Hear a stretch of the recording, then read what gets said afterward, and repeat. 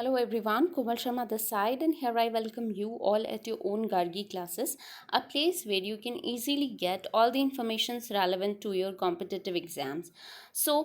Before moving ahead, जैसा कि आप सब लोगों को पता है that today is 15th of August, that is the day of India's independence. So a very happy independence from Gargi classes to all of you. जैसा कि अपनी सीरीज चल रही है Mahatma Gandhi an Indian leader, his life and his influences. तो अब तक के वीडियोस में अपन ने जाना कि किस तरीके से गांधी जी का जो सोजॉर्न था, जो स्टेइंग था इन इंग्लैंड, और किस तरीके से उन्होंने अपने आप में चेंजेस लाए स्पिरिचुअली, इंटेलेक्चुअली, फिजिकली, मेंटली। उनमें जो जो चेंजेस आए ड्यूरिंग द सोजॉर्न इन इंग्लैंड, तो वो सारी चीज़ें मैंने लास्ट वीडियो में शेयर करी थी। अब आगे की जो फर्दर यूथ है गांधी जी के, उसी के बारे में अपन आगे स्टडी करेंगे। So return to India from England. अब क्या होता है कि गांधी जी का जो बैरिस्टर की जो डिग्री है वो कंप्लीट हो चुकी है और गांधी जी अब इंडिया वापस आ चुके हैं। तो अब इंडिया में उन्हें आफ्टर कंप्लीटिंग और after acquiring the degree of barrister वो किस तरीके की प्रॉब्लम्स को फेस करते हैं और उनमें बाद में क्या क्या चेंजेस आते हैं और किस तरीके से वो बन जाते हैं the Bapu of our nation India. तो उसके बारे में आज हम पढ़ाई करेंगे, ठीक है। तो इंडिया में after returning from England, painfully surprises were in store for Gandhi when he returned to India in July 1891. 1891 में जब गांधी जी इंडिया वापस आए इंग्लैंड से, तो बहुत सारे ऐसे पेनफुल सरप्राइजेस थे जो कि स्टोर किए हुए थे फॉर हिम। तो बेसिकली उन्हें सरप्राइजेस मिले थे आफ्टर रिटर्निंग फ्रॉम इंग्लैंड, क्योंकि उनकी एक्सपेक्टेशंस बहुत ज़्यादा थी। और जब एक्सपेक्टेशंस के जस्ट ऑपोजिट कोई काम होता है, वेदर डिग्रेडेड और अपग्रेडेड, तो वो एक तरीके से सरप्राइज होता है। तो painful surprises exactly Gandhi ji को बहुत सारे मिले थे जब वो इंडिया वापस आ गए थे। His mother had died in his absence. सबसे बड़ा उनके लिए जो शौक था, दैट इज उनकी जो मदर थी उनकी डेथ हो चुकी थी during his absence. He discovered to his dismay that the barrister's degree was not a guarantee of a lucrative career. अब सबसे उसके बाद में जो दूसरा बड़ा शौक उनके लिए था उस ड्यूरेशन में, जब वो 3-4 साल बाद में इंडिया आए, तो उनको लगा कि जो उनका lucrative करियर है उसमें एक्चुअली बैरिस्टर की डिग्री की कोई भी गारंटी नहीं है। मतलब जब वो गए थे उस टाइम पे उस डिग्री का बहुत ज़्यादा वैल्यू था, पर अब जब वो आ चुके थे, हो सकता है नंबर्स ऑफ बैरिस्टर्स बहुत ज़्यादा बढ़ चुके थे, इसलिए उनकी वैल्यूज़ बहुत ज़्यादा डाउन हो चुकी थी। तो करियर पे कहीं ना कहीं क्वेश्चन मार्क उठ रहा था गांधी जी के उस टाइम पे। The legal profession was already beginning to be overcrowded, क्योंकि जो लीगल प्रोफेशन था उसमें लोग बहुत ज़्यादा इसी चीज़ में इन्वॉल्व होने लग गए थे। क्वाइट ऑब्वियस, ये चीज़ बहुत कॉमन है। तो आज के अपन एरा की हम बात करें, अगर अपना जैसा कि गांधी जी ने अभी जो सिचुएशन अपनी शेयर की है यहाँ पे, कि जो लीगल प्रोफेशन है उसमें बहुत ज़्यादा लोगों की संख्या ज़्यादा होने की वजह से उनकी वैल्यूज़ डाउन होने लग गई थी।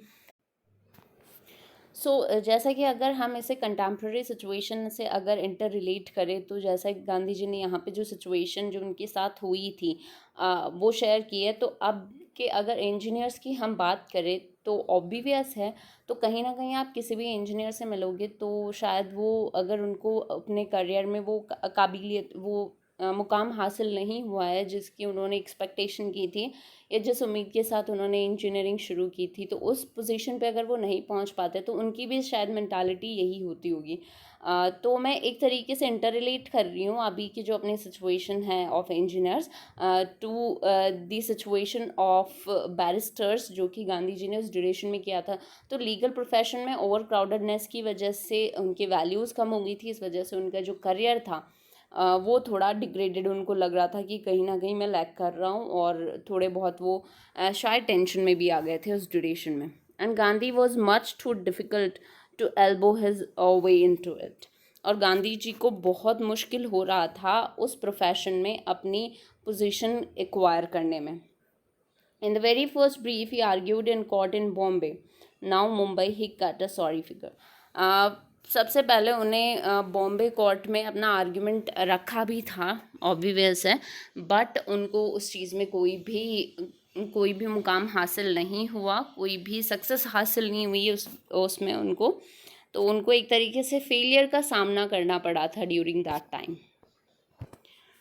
Turn down even for the part time job of a teacher in Bombay high school. Bombay high school में इनफैक्ट उन्होंने पार्ट टाइम टीचर के तौर पे उन्होंने काम भी किया था। He return to Rajkot to make a modest living by drafting petitions for litigants. अब राजकोट वो वापस आ चुके थे मुंबई से, और वहाँ पे उन्होंने एक ऐसा काम पकड़ा था जिसमें उन्होंने सिर्फ उनका घर का मतलब उनका खुद के बेसिक जो खर्चे हैं वो निकल जाए, ऐसा ही उन्होंने प्रोफेशन शुरू कर दिया। जो पिटिशंस होती हैं, लीगल पिटिशंस, वो ड्राफ्ट करना शुरू कर दी for the litigants. Even the employment was close to him when he incurred the displeasure of a local British officer. लेकिन उनका ये काम भी जल्द ही बंद हो गया। क्यों? क्योंकि वहाँ के जो लोकल ब्रिटिश ऑफिसर थे उनके अगेंस्ट में गांधी जी खड़े हो गए थे। उनके अगेंस्ट में उन्होंने बोला था, दैट्स वाई उनका जो ये प्रोफेशन था वो भी क्लोज बंद हो गया था। तो एक तरीके से गांधी जी को उस टाइम पे बैक टू बैक फेलियर्स मिल रही थी। It was therefore with some relief that in 1893 he accepted the none too attractive offer of a year's contract from an Indian firm in Natal, South Africa. अब finally 1893 में 1 साल का उनको offer दिया गया, एक कॉन्ट्रैक्ट दिया गया, जिसमें वो साउथ अफ्रीका के नटाल सिटी में वहाँ पे जाएंगे। वहाँ का एक फर्म है, इंडियन फर्म। तो वहाँ पे 1 साल का उनको कोई कॉन्ट्रैक्ट मिला था, लीगल कॉन्ट्रैक्ट मिला था। उसको सॉर्ट करने के लिए उन्हें साउथ अफ्रीका जाना था फॉर 1 ईयर। तो फाइनली यहाँ पे एक रिलीविंग पॉइंट गांधी जी को जो है हासिल हुआ था कि चलो ठीक है, मैं कुछ तो आई विल बी डूइंग। अब देखते हैं गांधी जी जब इंडिया से साउथ अफ्रीका जाते हैं तो वहाँ पे भी क्या सिचुएशन उन्हें देखने को मिलेगी, क्योंकि उस ड्यूरेशन में साउथ अफ्रीका भी एक कॉलोनियल कंट्री था। ठीक है, उस टाइम पे ब्रिटिशर्स का जो जिस तरीके से इंडिया में जो सिचुएशंस चल रही थी वही सेम सिचुएशन उस टाइम पे साउथ अफ्रीका के लोग फेस कर रहे थे। तो अब वहाँ पे एग्जैक्टली साउथ अफ्रीका में गांधी जी ने किस तरीके से उनमें चेंजेस आए या किस तरीके से वो लीडर के तौर पे आगे बढ़े, वो सारी चीज़ें अपन जानेंगे। South Africa was to present to Gandhi challenges and opportunity that he could hardly have conceived. अब साउथ अफ्रीका में एग्जैक्टली गांधी जी को बहुत सारे ऐसे चैलेंजेस मिले जो उनकी अपॉर्चुनिटीज़ में कन्वर्ट होकर उनके सामने प्रेजेंट हुए। In the end, he would spend more than 2 decades there, returning to India only briefly in 1896 to 97. कुछ टाइम के लिए नो डाउट जब वो साउथ अफ्रीका में थे तो वो 1 साल के लिए गए थे। उस बाद में वो एक बार इंडिया आ गए थे for a short duration, but फिर वापस वो साउथ अफ्रीका चले गए थे। तो बहुत लंबा एक टाइम स्पैन उन्होंने साउथ अफ्रीका में स्पेंड किया था। Emergence as a political and social activist. अब ये साउथ अफ्रीका में ही एग्जैक्टली हुआ था जब उनका पॉलिटिकल और सोशल एक्टिविज्म में सोशली और पॉलिटिकली बहुत ज़्यादा एक्टिवेटेड हुए और उनका इमर्जेंस हुआ as a social and political leader. Gandhi was quickly exposed to racial discrimination practiced in South Africa. अब सबसे जो पहली चीज़ जो साउथ अफ्रीका में गांधी जी को फेस करने को मिली थी वो था रेशियल डिस्क्रिमिनेशन। कलर का जो भेदभाव होता है वो उन्हें सबसे पहले वहाँ पे फेस करना पड़ा था, ब्लैक्स एंड वाइट्स का। जो कलर डिस्क्रिमिनेशन था वो सबसे पहला ऐसा इशू था जो गांधी जी के सामने आया था इन साउथ अफ्रीका, जिसका इम्पैक्ट उनके माइंड पे बहुत ज़्यादा पड़ा था। In a Durban court, he was asked by European magistrate to take off his turban. उनके लिए सबसे बड़ा जो इंसिडेंट था वो ये था कि एक कोर्ट में, डर्बन के एक कोर्ट में उनसे ये कहा गया कि आप अपनी टर्बन को उतारो, और एक being an Indian to ask somebody to remove the turban is a biggest sin. तो गांधी जी ने वो चीज़ नहीं करी थी, राइट। तो उस टाइम पे उनके लिए बहुत बड़ा एक चैलेंज ये था कि वो एक कोर्ट में खड़े थे और वहाँ पे उनको ये बोला गया कि आप अपना टर्बन हटा के ही आप कोर्ट में अपना जो भी आर्गुमेंट है वो पेश कर सकते हैं या फिर आ सकते हैं। पर गांधी जी ने ये चीज़ नहीं करी थी। He refused and left the court room. उन्होंने कोर्ट रूम को छोड़ ही दिया था, उन्होंने मना कर दिया था that I wouldn't take off my turban. A few days later, while traveling to Pretoria, he was unceremoniously thrown out of a first class railway compartment and left shivering and brooding at the railway station and at the city of Pietermaritzburg. अब उनके साथ तीसरा जो सबसे बड़ा incident हुआ था, जो कि बहुत बड़ा चैलेंज था गांधी जी के सामने, वो ये था कि जब वो first class compartment of a rail वो सफ़र कर रहे थे और उस ड्यूरेशन में उन्हें क्या किया गया by the white coloured person, उन्हें उस फर्स्ट क्लास रेलवे कंपार्टमेंट से बाहर निकाल दिया गया। उन्हें वहाँ से खदेड़ दिया गया कि कलर्ड लोगों के लिए फर्स्ट जो कंपार्टमेंट है वो नहीं है, first class compartment is not for the people who are coloured. तो उन्हें वहाँ से बाहर निकाल दिया गया था और वो पूरी रात कांपते हुए उन्होंने बिताई थी at the railway station of Pietermaritzburg, ये कैपिटल सिटी ऑफ नाटल।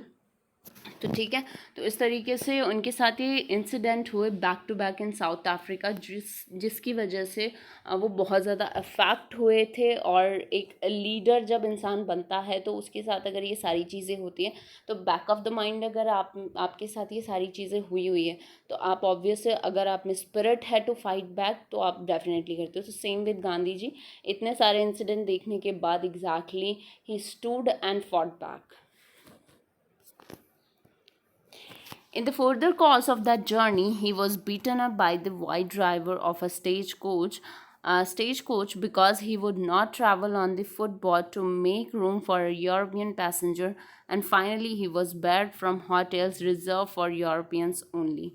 अब क्या होता है, आगे क्या होता है कि उनके आगे की जर्नी में इनफैक्ट वो एक स्टेज कोच ड्राइवर से भी वो पिट चुके थे, क्योंकि उसने कहा था कि जो भी यूरोपियन पैसेंजर्स के लिए जो भी चीज़ें बुक है, जो भी रूम्स बुक हैं, वो उन्हें खाली कर दे या वहाँ से हट जाए, बट उन्होंने ऐसा नहीं किया तो उन्हें वहाँ से निकाल दिया गया। तो इस तरीके से ये जो रेशियल डिस्क्रिमिनेशन की वजह से जो चीज़ें उन्हें फेस करने को मिली, जो कि बहुत बड़ा चैलेंज था in front of Gandhi ji, वो समझ नहीं पा रहे थे उस ड्यूरेशन में कि हो क्या रहा है। And those humiliations were the daily lot of Indian traders and laborers in Natal. और ये नाटल में ये चीज़ यूजुअल थी with the people who are coloured people के साथ ये सारे बिहेवियर्स कॉमन थे उस ड्यूरेशन में, who had learned to pocket them with the same resignation with which they pocketed their mere earnings. तो उन लोगों को ये सारे ह्यूमिलिएशंस, ये सारे इंसल्टिंग्स, ये सारे अब्यूजिंग्स सुनने पड़ते थे जो भी कलर्ड लोग होते थे by the British people, by the white people. तो उन्हें ये सारी चीज़ें सुनने को मिलती थी और जिस तरीके से वो अर्न करते थे, जितना पैसा उन्हें मिलता था उसी तरीके से ये वर्ड्स भी उन्हें मिलते थे। तो दोनों चीज़ें उन्हें पॉकेट अप करनी पड़ती थी, क्योंकि दोनों से ही वो रिज़ाइन नहीं कर सकते थे। अपनी अर्निंग करनी है तो ये सारी चीज़ें उन्हें फेस करना पड़ेगा। तो ये सारी चीज़ें गांधी जी के सामने आई, उन्होंने ये सारी चीज़ों को फेस किया, सारे चैलेंजेस को फेस किया। He had so far not been conspicuous for self-assertion or aggressiveness. He had so far not been conspicuous for self-assertion or aggressiveness. Aggressive उस टाइम पे नहीं हुए थे, ना ही सेल्फ असर्टेड थे उस टाइम पे Gandhi ji, but something happen to him as he smarted under the insults heaped upon him. लेकिन जितने भी इंसल्ट्स उनके साथ हुई, जो भी अब्यूजिंग्स उनके साथ हुई, जो भी ह्यूमिलिएशंस उनके साथ हुए, उसकी वजह से कुछ था जो अंदर अक्यूमुलेट हो रहा था गांधी जी के, हीप अप हो रहा था और उस चीज़ को अक्यूमुलेट करना चाहते थे वो अपने अंदर। और वही सारे अक्यूमुलेशंस की ऑब्जर्वेशंस की वजह से वो आगे जाके उन्हीं सारे चैलेंजेस को एज अ अपॉर्चुनिटी उन्होंने एक्सेप्ट किया और फिर आगे मूव हुए। In retrospect, the journey from Durban to Pretoria struck him as one of the most creative experiences of his life. और उनके जो जर्नी थी फ्रॉम डरबन टू प्रिटोरिया, वो उनकी लाइफ का बहुत बड़ा एक क्रिएटिव अपॉर्चुनिटी थी, मोस्ट क्रिएटिव एक्सपीरियंसेस में से एक वो इंसिडेंट, इन सारे इंसिडेंट्स और इन सारे चैलेंजेस को बताते हैं। It was this moment of truth, यही था मोमेंट ऑफ ट्रूथ जहाँ पे उन्होंने एग्जैक्टली सच्चाई, अब तक गांधी जी को सिर्फ सरफेसली सारी चीज़ें पता थी, इसीलिए शायद वो फिज़िकली या फिर एक्सटर्नली चीज़ों के अट्रैक्टिवनेस पे ज़्यादा ध्यान देते थे। अब उनका रियलिटी से सामना हो रहा है तो ट्रूथ उनकी लाइफ का एक पार्ट बन चुका है, ठीक है। Henceforth, he would not accept injustice as a part of the natural or unnatural order in South Africa. और इसी वजह से उन्होंने इस इनजस्टिस को इंड्योर ना करने का डिसीजन लिया। He would defend his dignity as an Indian man, और वो अपनी डिग्निटी को as an Indian man defend करने का उन्होंने डिसीजन लिया। तो इस तरीके से आप देख सकते हैं कि गांधी जी का एक लीडर बनने की जो जर्नी थी वो किस तरीके की थी, क्या क्या चैलेंजेस उन्हें फेस करने पड़े थे। टू बी ट्रू, ये बहुत बड़ा फैक्ट है, अगर हमारी लाइफ में कोई भी चैलेंजेस आते हैं और उन चैलेंजेस को अगर हम एज एन अपॉर्चुनिटी एक्सेप्ट करते हैं और उन चैलेंजेस को अपॉर्चुनिटी में कन्वर्ट करके उन्हें एक्यूमुलेट करके उनको वर्कआउट करते हैं, प्लस उनसे किस तरीके से हम बैकअप ना करके उनसे फाइट बैक करने का डिसीजन लेते हैं, तभी हम एक लीडर बन पाते हैं। तो आप इस तरीके से देख सकते हैं कि किस तरीके से गांधी जी का एक बहुत बड़ा रोल था to offer India its freedom. India को अपना फ्रीडम दिलवाने में गांधी जी की ये जो जितने भी चैलेंजेस हैं उन्होंने उनको अपॉर्चुनिटी के तौर पे लिया और उनको एक्सेप्ट किया, उनसे फाइट बैक किया और फिर आगे बढ़े, ठीक है। तो upon this auspicious day of independence I would like to suggest you all कि be a like Gandhi ji. मैं ये नहीं कह रही कि गांधी जी बनो, पर एटलीस्ट चैलेंजेस से डरो मत, don't fair from the challenges से डरो मत, उनका सामना करने की कोशिश करो, उन्हें एक्सेप्ट करो that they are the part of your life. Without challenges the life is nothing. अगर आप चैलेंजेस को एक्सेप्ट करके उनसे लड़ते हो then you will be a leader. So thank you so much for attending lecture at Gargi classes. अपनी जो journey है विद गांधी जीज यूथ अभी कंटिन्यू है, ख़त्म नहीं हुई है अभी। So stay continue with Gargi classes and do watch the videos regular and don't forget to subscribe the channel. अगर आपको कंटेंट पसंद आया तो लाइक बटन को क्लिक करें एंड बेल आइकन को प्रेस करना ना भूलें ताकि हर वीडियो का नोटिफिकेशन आपको प्रॉपर ऑन टाइम मिलता रहे। So thank you so much.